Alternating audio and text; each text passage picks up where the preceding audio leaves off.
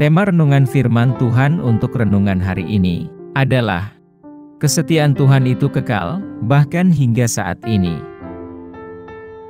Ayat Alkitab yang kita baca sesuai bacaan Sabda Bina Umat GPIB hari ini adalah dari Keluaran 3, ayat 15 sampai ayat 17, yang berbunyi sebagai berikut.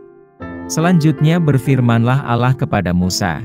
Beginilah kau katakan kepada orang Israel, Tuhan, Allah nenek moyangmu, Allah Abraham, Allah Ishak dan Allah Yakub, telah mengutus aku kepadamu, itulah namaku untuk selama-lamanya dan itulah sebutanku turun-temurun.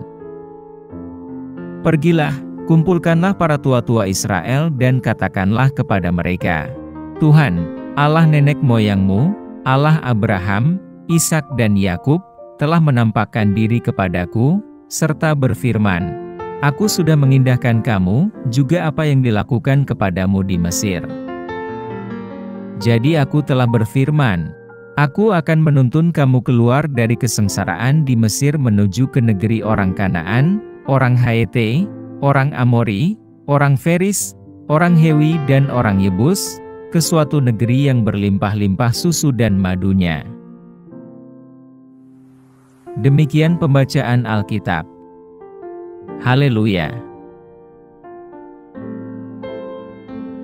Saudara-saudari buah hati Allah, hari ini kita akan merenungkan satu bagian dari Alkitab Perjanjian Lama, yaitu dari kitab Keluaran 3, ayat 15 sampai 17. Ayat-ayat ini secara khusus berfokus pada pengenalan nama ilahinya oleh Allah, makna nama itu, dan janjinya untuk menyelamatkan bangsa Israel.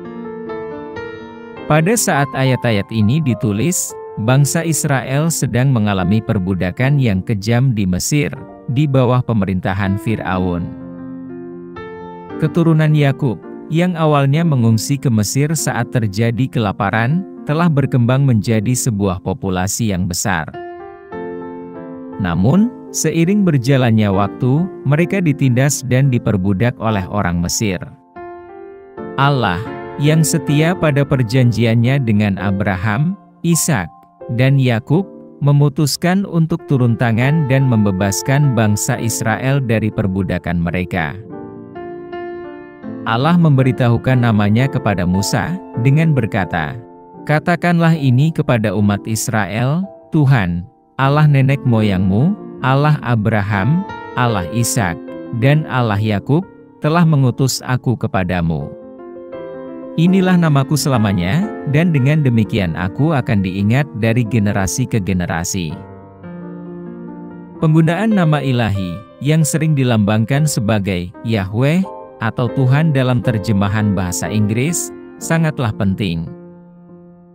Ini menandakan keberadaan diri Allah, sifat kekal, dan kesetiaan terhadap janji-janji perjanjiannya. Pernyataan nama ini merupakan penegasan yang kuat atas komitmen Tuhan terhadap umat Israel, dan rencana pembebasan mereka dari perbudakan. Tuhan tidak hanya mengungkapkan namanya, tetapi juga menguraikan rencananya untuk menyelamatkan bangsa Israel. Dalam ayat ini, Dia berjanji untuk memimpin mereka ke tanah Kanaan, tanah yang berlimpah susu dan madu. Hal ini merupakan ekspresi nyata dari kasih dan kepedulian Tuhan terhadap umat-Nya, sebuah janji akan masa depan yang lebih baik setelah sulitnya perbudakan di Mesir. Ringkasnya, Keluaran 3, ayat 15 dan 17, terletak pada konteks historis perbudakan bangsa Israel di Mesir, yang menjadi landasan bagi campur tangan Allah melalui Musa, untuk membebaskan umat-Nya. Pewahyuan nama Allah dan janjinya untuk menuntun mereka ke tanah perjanjian, merupakan momen penting dalam narasi Alkitab, yang menekankan kesetiaan Allah, dan harapan masa depan yang lebih cerah bagi bangsa Israel. Apa pesan Tuhan untuk kita yang hidup di masa kini? Pesan Tuhan kepada kita saat ini, yaitu, kesetiaan Tuhan tidak terikat oleh waktu. Janji Tuhan kepada bangsa Israel, juga bergema dalam hidup kita di masa kini, yang segala sesuatunya terasa tidak menentu dan selalu berubah. Janji Tuhan ini meyakinkan kita bahwa kesetiaannya akan bertahan sampai Kristus datang kembali. Pesan Tuhan kepada kita hari ini adalah pesan kasih yang teguh dan komitmen yang tak tergoyahkan. Pernyataannya tentang nama ilahinya mengungkapkan kekhawatiran dan ketidakpastian kita.